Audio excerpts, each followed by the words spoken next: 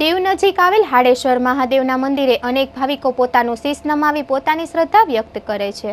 ગૌમુખમાંથી હંમેશ વહેતી ધારા અને મંદિરને ફરતે રમણીય પ્રકૃતિ દ્રોણેશ્વર મહાદેવ મંદિરની એક ઓળખ બની ગઈ છે। આ ઐતિહાસિક મંદિરનું દ્રોણેશ્વર મહાદેવ નામકરણ કરવા પાછળ પણ એક ઇતિહાસ હોવાનું કહેવાય છે। એક વાયકા મુજબ 5,500 વર્ષ પહેલા અહીં નદી કાંઠે રત્નકણિકા નામની નગરી હતી, જેને હાલ જૂની દ્રોણ તરીકે ઓળખાય છે।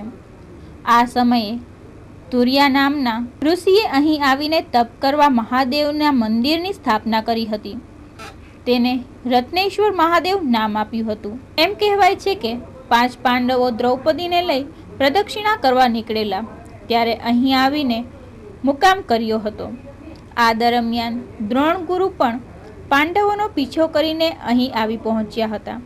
ત્યારે રત્નેશ્વર મહાદેવ મંદિરમાં પાંડવોને સત્યનો પરચો બતાવવા મંદિરમાં પથ્થરના બનેલા ગૌમુખમાંથી ગંગા પ્રગટ કરતા આજે પણ આ અવિરત વહેતી હોવાથી મંદિરને સૌ દ્રોણેશ્વર મહાદેવ તરીકે ઓળખવા લાગ્યા હોવાનું મંદિરના મહંતે જણાવ્યું છે। મંદિર વિશે કે જે કાંઈ આ મેન 5,500 વર્ષ પહેલા આ નદી છે એ ઋષિતુર્યા નદી, ઋષિ લોકો તપ કરતા એટલે ઋષિતુર્યા નદી અને રત્નેશ્વર મહાદેવ રત્નકણિકા નગરી એ અત્યારે જૂની દોણ કહેવામાં આવે છે।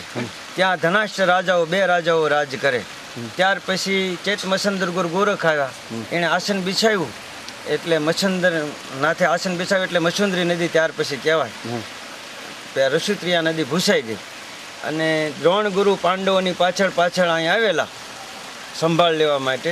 એટલે પાંડવો દ્રૌપદી જોઈ ગયા, સામે ચાલી નમસ્કાર કર્યા, પધારો ગુરુ મહારાજ, શું સેવા બજાવી, શું ધર્મ બજાવી? તો ગુરુ મહારાજ કે સત્ય સેવા બજાવો, સત્ય ધર્મ બજાવો, સત્યમાં એવી તાકાત છે એવી શેમાં નથી। પછી ગુરુ મહારાજને એવી ઈચ્છા થઈ કે આ તો પાંડવો તો સત્યનો ત્રંકલું છે, આમાં બિલકુલ કાંઈ બીજું છે નહીં, સત્ય જ છે, તો મારે કાંઈ મારી તાકાતથી કાંઈ બતાવી દેવું એ જરૂરી છે। પછી દ્રોણ ગુરુએ આ ગંગા પોતાને અહીં આવી પાંડવોને બતાવી દીધી, આ ગંગા પ્રગટ કરી દીધી અને પાંડવોને બતાવી દીધું, બેટા જો આ સત્યની તાકાત છે। આ 5,500 વર્ષથી આ ગંગાજી ચાલુ થઈ દ્રોણ ગુરુ એટલે દ્રોણેશ્વર મહાદેવ કહેવાના, રત્નેશ્વર મહાદેવ ભૂસાઈ ગયું। 5,500 વર્ષથી આ ગંગા ચાલુ છે, આ સત્યથી ચાલુ છે, આ કોઈ ફિટ કરેલી નથી કે કોઈ કાંઈ કરેલું નથી, આ પોતાની સત્યની તાકાતથી આ ગંગા ચાલુ છે એટલે દ્રોણેશ્વર મહાદેવ એમાં કહેવાય।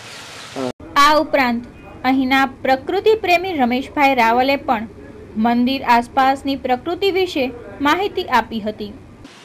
દ્રોણેશ્વર મહાદેવ એ આ મચ્છુંદરી નદી એનું પ્રાચીન નામ ઋષિતોયા છે। અહીંયા દ્રોણ ઋષિ દ્વારા આ સ્થપાયેલું એમ એની લોકવાયકા છે। આ મંદિરની વિશિષ્ટતા એ છે કે 12 મહિના એનો જે પાણીનો પ્રવાહ લિંગ ઉપર પડે છે એ સતત એમને ચાલુ હોય છે।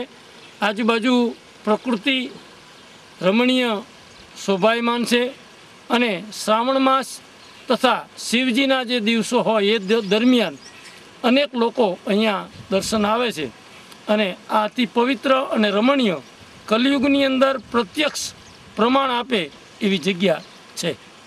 મહાદેવના દર્શનથી એક અલગ જ પ્રકારની અનુભૂતિ કરાવતા ઉના પાસેના આ ઐતિહાસિક દ્રોણેશ્વર મહાદેવ મંદિરમાં દરરોજ અનેક દર્શનાર્થીઓ આવી પોતે પાવન થયાનો અહેસાસ મેળવે છે।